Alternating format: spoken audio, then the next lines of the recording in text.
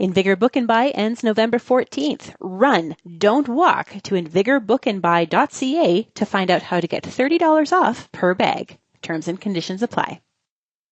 I'm Shaun Haney, and this is RealAg on the Weekend.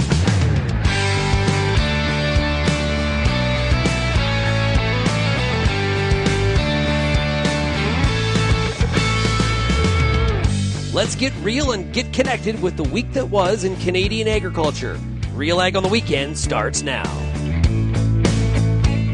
Welcome to RealAg on the Weekend. I'm your host, Shaun Haney of RealAgriculture.com. Thanks a lot for tuning in today. Hope you had a busy week with Real Agriculture. I was on the road. Oh, man. Thursday was in Medicine Hat, Alberta. Cypress County's Ag Connections Conference gave a keynote, end-of-the-day keynote speech, talking about some of the issues that are going on in our industry, some of the opportunities as well. We had a great turnout there. There was farmers from all over eastern Alberta as well as southwestern Saskatchewan. Ran into a lot of Real Agriculture fans indeed. And then Friday was in Ottawa at the Scaling Up Conference, which is a conference focused on the bioeconomy. And I was there to talk about agriculture's place from a biofuel perspective. I did a fireside chat with Andrea Kent of RI Canada. We had a really good time. It was a little bit short. We were there for a half hour, but I think we got our points across in terms of the role that biofuels can play in the future of agricultural feedstock demand. And with some of the trade issues that are happening around the world and in Canada's place in that, and some of the challenges that we have, use China as one example on canola. One way to diversify away from the need or the requirement to be able to ship canola to China on a consistent basis is to have a strong domestic biofuel industry on something like renewable diesel. So I thought that was I ran into tons of people. The audience was not farmers. The audience was academics and federal government employees, some entrepreneurs, some technology creators. It was a very, very diverse audience in the bioeconomy. A lot of forestry people were there, as well as you could imagine when we talk about the bioeconomy. So that was a really great opportunity. I appreciate RI Canada and the Farms and Fuels Alliance for inviting me to participate in it. And then Saturday, at the Alberta Lamb Association AGM. That was really cool, too. So lots happening here in that's just my travels. Never mind all the other things that are happening in the world of agriculture in a week like this. Okay, so what do we have on the show today? We're going to hear from Jake Leguee. He's a Saskatchewan farmer. He was on the Farmer Rapid Fire on our Real Ag Radio podcast on Thursday, talking about some of his crop conditions and stuff like that. We're going to hear that audio in a second. Sara Shymko is with the Ag in the Classroom Saskatchewan. She's going to talk about a new program that they have rolling. That's such an important program, that Ag in the Classroom Canada. Really providing agricultural education to young students, to expose them to where their food comes from, but at the same time, maybe an opportunity longer term for them to seek a career in the industry of agriculture, not just in primary, but all the way through research and marketing and the sciences. There's just a land of opportunity when we look at agriculture. We got a product spotlight today with Scott Peters of CANTERRA SEEDS. He is a rep for CANTERRA out in Manitoba. And then we've got some audio with Neil Townsend of GrainFox. He was my guest earlier this week. We talked about some of the issues around the canola market. So lots to chat about here today on Real Ag on the Weekend. Now, if you have any feedback, we'd love to hear from you. You can send me an email, shaney@realagriculture.com. You can also call the Real Ag feedback line, 855-776-6147. Would encourage you as well to text that line, 855-776-6147. 6147. Like I mentioned earlier this week, I chatted with Jake Leguee. He's a farmer from Fillmore, Saskatchewan. And I want to check in with him in terms of how harvest all wrapped up, how the crops were, and some of the things that he's keeping in mind as he plans for the 2026 cropping year, which is going to be here before we know it. Here's my conversation with Jake Leguee. We're starting to power out, to be honest. It's been going on long enough now that, we could absolutely keep working until I think we could find 6 more months worth of projects to do. But at the same time, it's been going on long enough. We're starting to feel like, okay, let's get the trucks moving instead and get some grain hauled and do those sorts of things instead of continuing to do more projects out in the field. Do you and Sarah do all your own trucking? We do. I wouldn't say certainly not all of it. I mean, it depends on the contract. If it's a lot farm contract, happy enough to let somebody else come and get it, especially if it's got to go a ways away. But we got good trucks and lots of people with Class 1 licenses on the farm here. So if it makes sense for us to haul, the trucks aren't making any money sitting in the shed. So I often hear that a lot of complaints in different provinces about, the Class 1 process and the difficulties there is around that. What's been your experience in trying to hire farm help with a Class 1 license? Well, I mean, obviously anybody that, is coming through the LMA program, obviously that's a challenge there. But we've got the majority of the people on our farm are either family or from the area and all have Class 1. So that hasn't been a problem for us. I mean, it's obviously an asset when you can find somebody that's got it, but we've got enough people that we don't have to have every person have it, and there's opportunities to go and get it too. So yeah, how have the yields been this year? We had a good crop, consistently good. I wouldn't say we broke a bunch of records or anything, but it's not that often that you get really strong lentil and canola yields in the same year, and you get yield and quality out of the cereals. So if I was to ask you, what are you most optimistic about right now heading into 2026? What would be on top of your mind? Oh, that's a good question because, I mean, the commodity price situation isn't great. The input pricing situation isn't great. And the equipment pricing situation hasn't really improved much either. So I was going to ask you about concerns next. You're skipping ahead, Jake. Okay, we got the concerns, and what you just said are like the top 3 from our research from RealAg study. So you got that nailed. What are you optimistic about? Yeah, I'm trying not to be too pessimistic here, but I mean, I guess for our farm, I'm optimistic in the people that we've got, and I'm optimistic in the work that we've done to get ready for next year. We're set up well to get the job done right. But there's nothing we can do about those other things. We can't control commodity prices or equipment prices. And what we can control is just doing the best job we can and hope that things change a little bit for us, which sometimes they do. Yeah. So building on that, what would need to change for all of a sudden there to be a whole bunch more positive things in that column? I mean, unfortunately, when it comes to equipment, fertilizer, pricing situations here, there's not a lot that can really affect things for us in 2026 at this point, right? I mean, those costs are fairly locked in at this point. Grain prices could sure change things, though. Yeah, and India putting those 30% tariffs on peas, that don't help anything. No. I mean, peas haven't been a part of our crop plan for the last few years, and they sure aren't going to be. But I mean, even large green lentils, which are an important crop for us, I mean, the pricing on those isn't great either. There's no winner that I can look at in our list of available crops that we can grow in our area and say, oh yeah, that's the one that's going to make some margin. All of them look tight. That was a portion of my conversation with Jake Leguee, farmer from Fillmore, Saskatchewan. We come back here on RealAg on the weekend. We're going to check in with Sara Shymko of Ag in the Classroom, Saskatchewan, right after this quick break. Invigor Book and Buy ends November 14th. Run, don't walk to invigorbookandbuy.ca to find out how to get $30 off per bag. Terms and conditions apply. If you're serious about agriculture, RealAg's got you covered. For over 10 years, we've listened to and shared what producers have to say about everything from policy to agronomy from coast to coast. Keep up with the latest in Canadian agriculture at RealAgriculture.com through daily newsletters and check out our YouTube channel.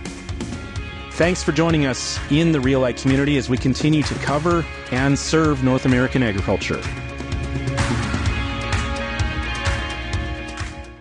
Hi, I'm Bernard Tobin, host of the Soybean School on RealAgriculture.com. Throughout the year, on the Soybean School, we'll bring you timely agronomic video content from planting to harvest, from the latest agronomic research to the latest in production technology. Check out our massive video library on YouTube, RealAgriculture.com, or download the audio podcast versions wherever you get your podcasts. The Soybean School is brought to you by Mazik Seeds and Lalamon Plant Care. If you're involved in the agriculture industry, it's important to stay informed on all the latest issues affecting your business. At RealAgriculture.com, we offer fast, reliable news, information, and insights to help you keep on top of all of the latest in Canadian agriculture. Visit RealAgriculture.com and sign up for our free daily newsletter covering everything from news, agronomy, animal agriculture, and much more. Visit RealAgriculture.com/subscribe today. And welcome back to Real Ag on the weekend. I hope you're having yourselves a great week and conclusion of the week, and everything's going well. One of the big programs that we have in this country that provides a ton of value in a number of different ways is Ag in the Classroom. And joining us right now is the Executive Director for Agriculture in the Classroom, Saskatchewan. It is Sara Shymko. How are we doing today, Sara? Doing well. Okay, so you got a program out called Acres for Education. What's going on? Yeah, this program really invites farmers and ranchers in particular across Saskatchewan to consider making a donation to supporting agriculture education in the province and in their communities. And it's pretty simple. We're inviting farmers to consider donating 10 cents for every acre that they produce to investing in the future of their business, really. Yeah, and I think a lot of people have heard about agriculture in the classroom, but I think it's important that we talk here about some of the things that you're actually doing. Just talk about the program in general and some of the objectives that you have. Yeah, I would love to do that, definitely. So here in Saskatchewan, we work with students and teachers in kindergarten to grade 12. And we're really focused on building that connection to real people working in agriculture, helping students understand who grows their food, how their food is grown, how technology and environmental stewardship really weave into the food that they're eating. And then as students get older, we touch more on the complexities of agriculture, some of the economics, the technology that's involved in agriculture, and of course, the career opportunities in this huge industry. Yeah. And how many, in a province of Saskatchewan, how many volunteers are participating, helping deliver this to the students? Yeah, great question. So I've got, a wonderful team that works across the province here. And so we've got 12 employees, but we have probably 400 volunteers that throughout the year step up in many different ways to volunteer by visiting classrooms, supporting our events in different ways. And that's really important because we have students that are, north to south in this province, and we can't possibly be everywhere in every classroom without the support of volunteers. Now, when I think of Saskatchewan, I think it's one of the provinces where a lot of people in the province still have they're a little bit more connected to agriculture maybe than some of the other provinces in Canada. But having said that, there is probably growing amount of people that even in the province of Saskatchewan really don't have a connection to the industry. Maybe they moved from somewhere else, or maybe they're, a couple generations removed. They've been in, the city of Saskatoon and things are great, but they don't have that understanding of ag. I imagine this is all that does is create more importance for a program like Ag in the Classroom. Absolutely. There's a lot of students, Saskatoon, Regina, Yorkton, that don't really know a lot about agriculture. But you don't have to go far. You can go to, the huge metropolis, let's say of Rostern or Hague or Ituna. Seriously? And there are many students who are living in the towns who don't know about agriculture, right? And so there is this misconception that because our economy is based so much on agriculture in the province, that in Saskatchewan we know a lot about it. And unfortunately, that's not the truth. And there's many teachers also who also are disconnected from the farm that are in the classrooms teaching the students. And so it's really important that we're providing resources and opportunities for them to grow in their professional development and understanding of agriculture to in turn bring that back into the classroom. We're talking to Sara Shymko, Executive Director with Ag in the Classroom, Saskatchewan. Sara, what kind of things are you teaching them? Like, what is that tangibly? Like, what is that actually? Are you saying like, this is canola, this is wheat, or like, where do you take it? Yeah. So sometimes we are very much showing them, here's the seeds, this is what canola looks like, here's what it's used for, here's how it's grown, looking at the crops, the animals. We take students out to farms. Our farm tour program is really, really important. I think last year we took 55 different classrooms out to farms. So it is very much at the early years about the roots of what agriculture is. But then we also have events like our Biotech Blast event in Saskatchewan here, where students are coming and they're extracting DNA. They're learning about some of the technology involved in agriculture. So it's not just as simple as this is the crops that we grow. There's a lot more to it. And as the students get older and can comprehend a little bit more, we're touching on those topics.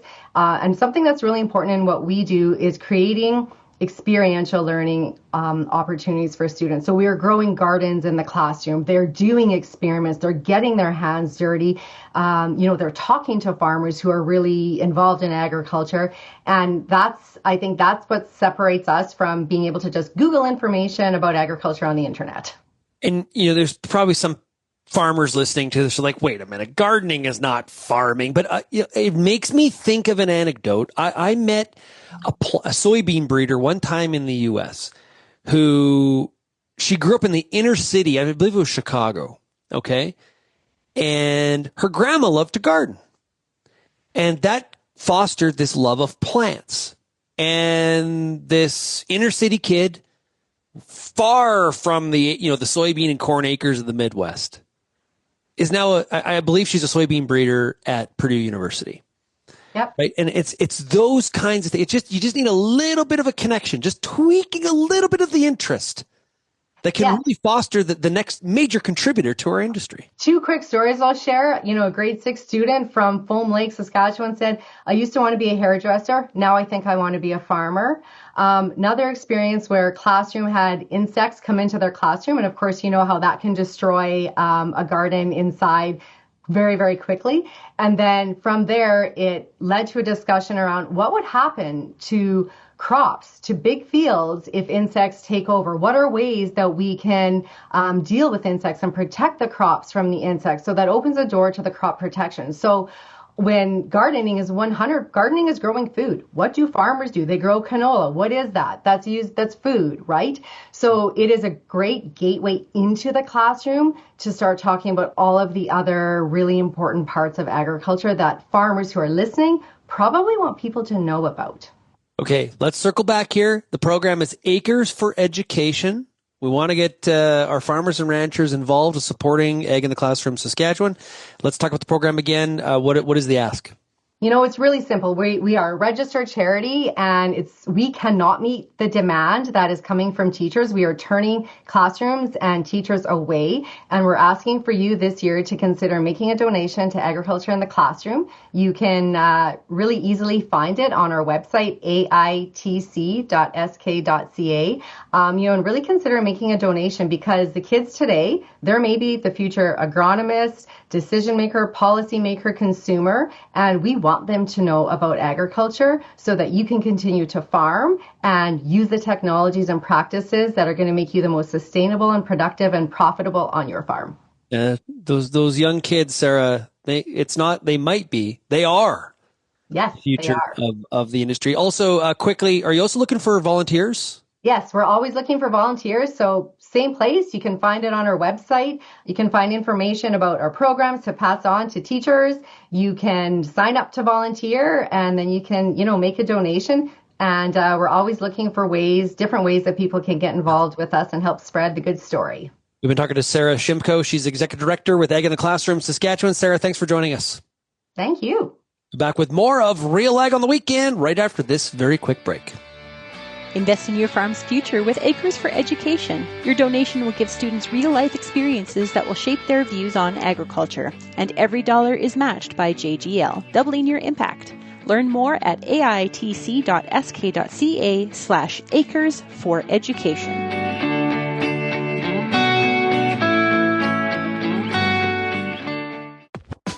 RealAg Radio is Canada's only daily radio show focused on agriculture. Get expert advice on Agronomic Monday. Tuesdays and Wednesdays will cover a broad range of issues. Thursday, we'll hear from farmers across the country on the Farmer Rapid Fire, and we'll wrap things up Fridays with the RealAg Issues panel with Kelvin Hepner and Lindsay Smith.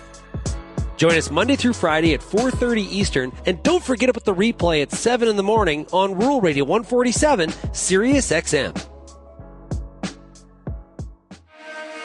Get all the information you need to keep your pulse crop healthy and profitable with the Pulse School on RealAgriculture.com. The Pulse School is a free YouTube video series covering agronomy, research, and more across a host of different pulse crops. It's also available as an audio podcast wherever you download or stream your favorite podcast. Check us out on YouTube or visit RealAgriculture.com. The Pulse School, brought to you by BSF Canada.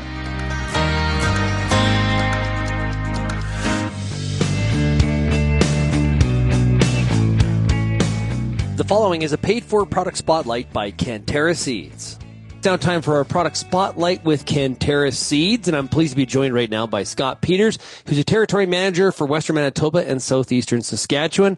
Hey, Scott, it's great to chat with you again. Hey, thanks for having me back. Okay, Scott, we're going to dig into some of the great things that are happening here at CANTERRA Seeds, specifically around CS 4100 LL. You've had a big year with your canola lineup, and CS 4100 LL seems to be getting a lot of attention out there in farm country. What's been standing out about that hybrid in particular?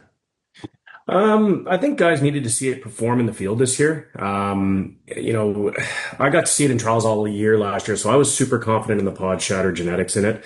But that was the big feedback I'm getting so far. It's exceeded expectations on the pod shatter. And then on yield, that was the consistency that we needed to see this fall. It was really, really strong. And the feedback's been pretty consistent. That's awesome. Okay, so I talked to one of your customers, Daniel Rook, and I talked to him about how he's been growing CANTERRA Seeds hybrids for a number of years now. And he actually had CS 4100 LL in the ground this past season. Here's what he had to say. I guess we've been consistently using CANTERRA now, and it's in our bolio. And again, harvested all of our canola this year, and it's been a solid performer.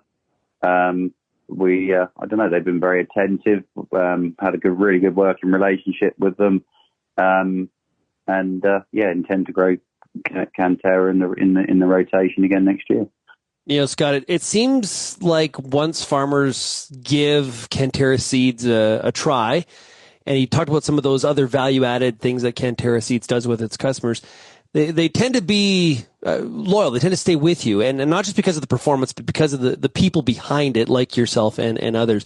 When you hear what kind of that kind of confidence from farmers, how does it make you feel? That's validating for sure. I mean, first and foremost, the product needs to speak for itself, and he kind of talked about that. But we're all the territory managers. We're trying to build trust and repeat business with guys, and you build trust in the product first, and then you're in the field, you're doing meal in the field, scouting. You're just trying to build that trust in yourself as well, or build the trust in that farmer in you along the way, I guess. Yeah, one thing I've noticed through a number of different conversations that we've had, Scott, you talk a lot about the trust and connection your team builds with the farmer customer, really trying to, there's obviously the intention is to try to, sell the hybrids into the marketplace. But there's also, trying to provide that farmer with a win at the end of the day, a better ROI, the farmer increasing farm profitability through good hybrid selection. So as you look ahead, what do you think truly sets CANTERRA Seeds apart from some of the competition? And how do you keep earning that trust year after year? It's a good point. I mean, there's a lot of good companies out there, right? And we're just trying to differentiate ourselves, give out a good product. But then, you're in the field, walking the fields with guys, scouting with them. Trying to bring extra value and some more knowledge to the guys. That's kind of the key to just building trust year over year. Yeah, you made me, I heard, I was in a workshop one time and I heard the presenter talk about how in today's environment, sales is not being across the table from the customer. It's being on the same side of the table. And as you describe, walking through the fields, trying to solve issues, make sure we're taking advantage of opportunities. That's a big part of the process for sure. Yeah. I mean, sales nowadays isn't just a transaction anymore, like you say. You're not texting out pricing. You're not, if you want to build trust and repeat business, you got to be side by side with the growers. And a lot of the time you end up friends with them, right? Is there any CS 4100 LL left for the 26 season, or is it all gone? There's a really good supply of the 4100. We did come out with a brand new 4200 as well, a little less supply on it, but yeah, the 4100 it's selling strong, but we got strong supply as well. Great stuff. If somebody wants more information on the 4100 or the 4200, where do they go? Well, first off, you can go to CANTERRA.com. There's all the territory managers are on the website, all of our contact information, emails. And I mean, you can also find a list of all the retailers that deal our products as well. You know, you can contact them, you can contact the reps directly. Yeah, great idea. Walk into your local retailer and say, hey, I want to hear about CANTERRA CS 4100 LL. That's a great way to start off that conversation with your local retailer. Hey, Scott, thanks so much for joining us here today. Really appreciate it. All right, thanks for the time. Oh, Scott Peters, who's a rep with CANTERRA Seeds in Manitoba. You know, and make sure you go to CANTERRA.com and check out the great list of canola hybrids, cereal products, pulses that they have will be a fit on your farm, no matter where you are across the Western Canadian prairies. And of course, they're very excited about this CS 4100 LL, which is CANTERRA Seeds' new Liberty Link canola hybrid with true pod shatter tolerance. And like I said, this product spotlight was paid for by CANTERRA Seeds, and you can go to CANTERRA.com.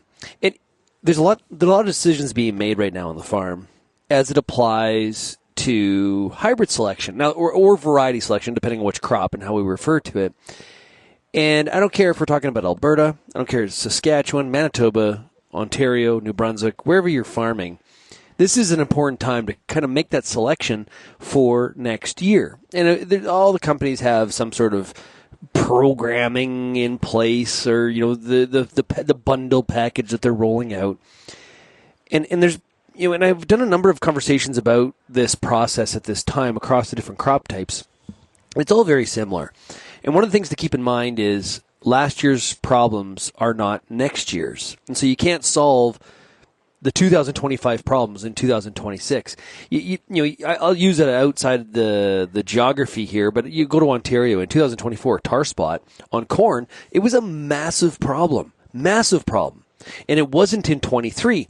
And so maybe, you know, you selected your corn hybrid with a little bit less or more susceptibility to tar spot because you chose some other characteristics, maybe more important. And then 24, people got really hurt by it.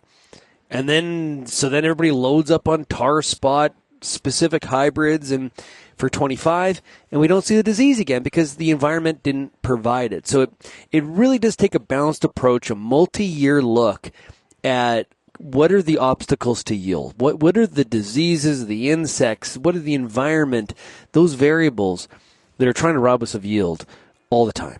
And that's what they're doing. They're constantly trying to rob us of yield, and we've got to make sure that we're choosing not only a variety or a hybrid based on days to maturity or standability, height. Maybe in canola it's like the pod shatter as an example. There's a lot of different reasons to choose a variety, but we got to really pay attention to the full package, go through some of the independent data, go through some of the company data. Maybe this is a good example of where it's really beneficial if we've done some of our own trialing of some of these hybrids and varieties on our farms, on our soil, really testing them. I heard Randy Dowdy say that one of the big corn, you know, the big yield corn growers in the U.S. out of Georgia, he talks about how you got to test this stuff on your own ground, right? And then you've got some of your own information on your soil, your conditions to then cross-reference to what some of the other data is saying in some of the government trials, university trials, or some of the company trials, right? So yeah, that I think that's a really, really good point that Randy makes. So best of luck to everybody out there that is trying to sort this out right now and make fertilizer purchases. And I think the winter's really a downtime for farmers. And it is kind of relatively speaking, but there's a lot that is happening from a decision-making process as we look ahead to 2026. Let's take a break. We've got more coming up on RealAg of the Weekend right after this. For balanced nutrition with micronutrients, the best answer is Wolftrax DDP from Koch Agronomic Services. To learn how Wolftrax can ensure nutrient availability through a crop's growth cycle, visit wolftrax.ca. I'm Lindsay Smith, host of The Agronomist, and I want to thank you for tuning in for over 200 episodes of our beloved little program. Join me Monday nights, 8 p.m. Eastern on YouTube for our live and interactive agronomy Q&A. Each week, our guest panel will handle some of your toughest agronomic questions live, streaming on YouTube, Facebook, X, and RealAgriculture.com. Tune in Monday nights or go to RealAgriculture.com/agronomist and sign up for our email notifications and don't miss an episode. The Canola School on RealAgriculture.com is a video series that showcases the latest in canola research and production agronomy. Learn from some of the best at your own pace through quick and timely producer-focused videos available on our YouTube channel. The Canola School on RealAgriculture.com is the quickest way to keep up to date on all the latest in canola production. Boost your canola IQ with the Canola School, brought to you by BASF, and visit canolaschool.com.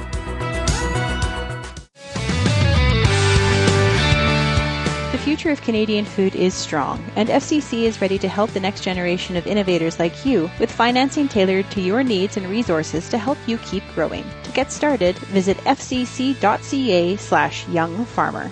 One of the things the Canadian Farmer Sentiment Index told us here in this past October is that farmers believe that right now is a good time to hold on to their inventory. They believe the market's headed higher, and there's a lot of uncertainty out there right now, a lot of volatility. You just got to look at what's happened this week, for example, in live cattle. Look at that chart on the December future and how it has bounced around, moved around. If we look at the January future on soybeans and canola and compare them, soybeans are up about 10% and canola's up about 2%. But there's a lot of movement in between all of those two dates over the past year.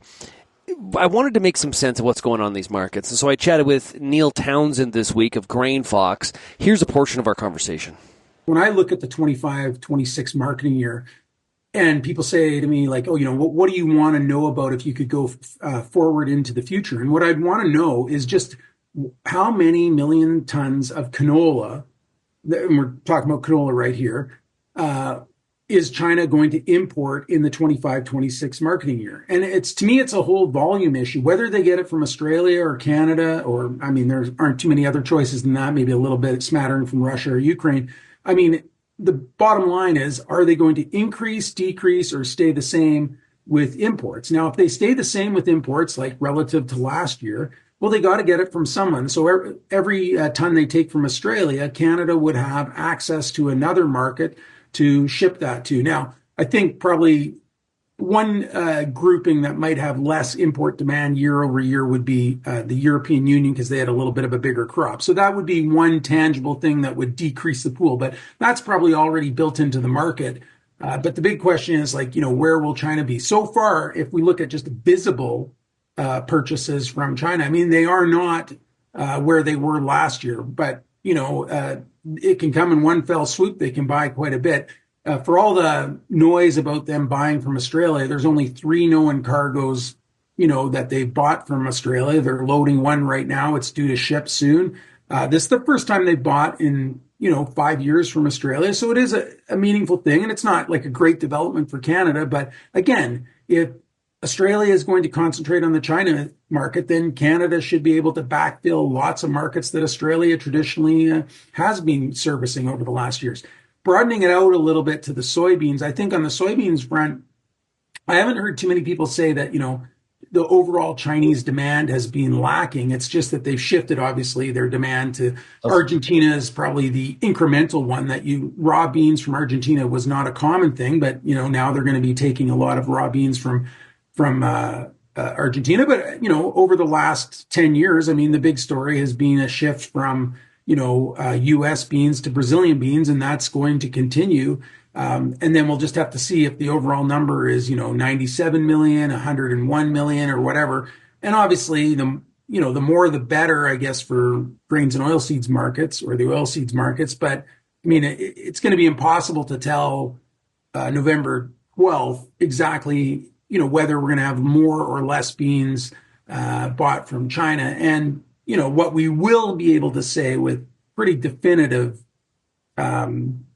position is that the U.S. will not sell as many beans to China in 25-26 as they did in 24-25. And, that's something that is going to weigh on the markets.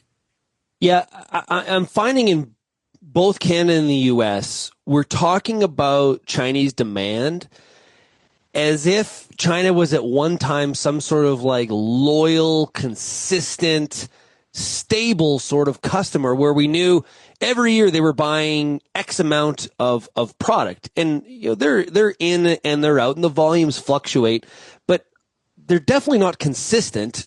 But we talk about them like they really are. And I think it's creating confusion about what China actually is when we think about the export market. Yeah, I think you make a great point. I mean, I think, outside of soybeans, which soybeans has, since 2000, we saw very steady growth of their purchasing of soybeans up to, and over 100 million tons. And largely in the first sort of 15 years, that was mostly from the United States. And over the last 6 or 7 years, it's sort of diversified a bit, 50-50 from the US and Brazil. And now they've been buying products from Argentina.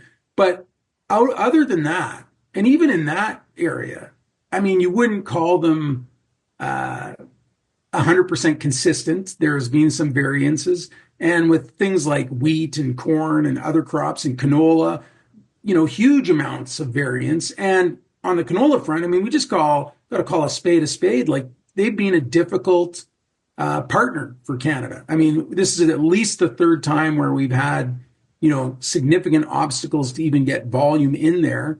And on other years, there's been sort of, big demand and then less demand and then big demand, then less demand. So, there are market fluctuations with them. It's not just a steady growth story. And, if you're saying to me, how much are they going to import from Canada 5 years from now in 2030, 31? I mean, I would really say the range of guesses on that, and I call them guesses, would be pretty wide, like anywhere from, 0 to 5 million tons. And that kind of lack of consistency on the export side, where we really don't know what volume we're going to be dealing with in any given year, I mean, it's a difficult thing. And I think even the crushers, despite them building up and wanting access to all the supply, even the crushers, I think if you gave them an honest pill, would say, like, that's not a very good situation, because it also makes it difficult for the farmers long term to really set aside and dedicate the acreage to canola that's going to be needed to support, say, 15 or 16 million tons of crush capacity, right? Because if they don't have that export outlet when they grow a 23 or 24 million ton crop, I mean, nobody wants to carry over 2 or 3 or 4 million tons of canola, like, on the farm, right? I mean, yeah, sure, we'll carry over 1.5 million on the farm, but it's that extra 2.5 or 3 million tons that really make farmers pause and seek out different things that they maybe grow. And I mean, that's the problem with China. And I'd say you can go down a lot of different crops for them and say, where is the consistency for that? I mean, spring wheat, fairly good, but I mean, again, it can fluctuate quite a bit, and they make such a difference in the market when they do come in and buy sort of that incremental 500 or 700,000 tons. But like, certainly, I just think when you think in theory as a primary producer, or even like a line company, like the industry as a whole, you want to be shipping to consistent, steady growth demand. And I think that if it's done through an apparatus like, a 3-year deal or a 2-year deal, that just means you're back at the table renegotiating again. And also, it doesn't get to the root of the issue. Is like, is there a legitimate, steady demand there that's showing some signs of growth? Like, you don't want to really be focusing on a declining market. And that would be one, and we've talked about it before, so we're not going to go into it here. But I'd say, like, one of the big question marks about China is, like, what is the future of China? Is it going to be a growth market or a declining market? And I would be in the school that says, like, just looking at their demographics and their aging and all of that kind of thing, you'd say that's probably going to be a declining market unless they become a massive re-exporter. That was Neil Townsend of GrainFox, and I'm right there with Neil. I think one of the big concerns here is, what is demand from China going to look like? And I find on both soybeans and canola, in both the American and Canadian context, we're talking about China a lot as they've been this long-term great trading partner, and just all of a sudden we just kind of got a bit of a mess on our hands. There just hasn't been there's a bit of a romantic view here right now. They have not been a consistent buyer. When they're buying, it's fantastic. It's great.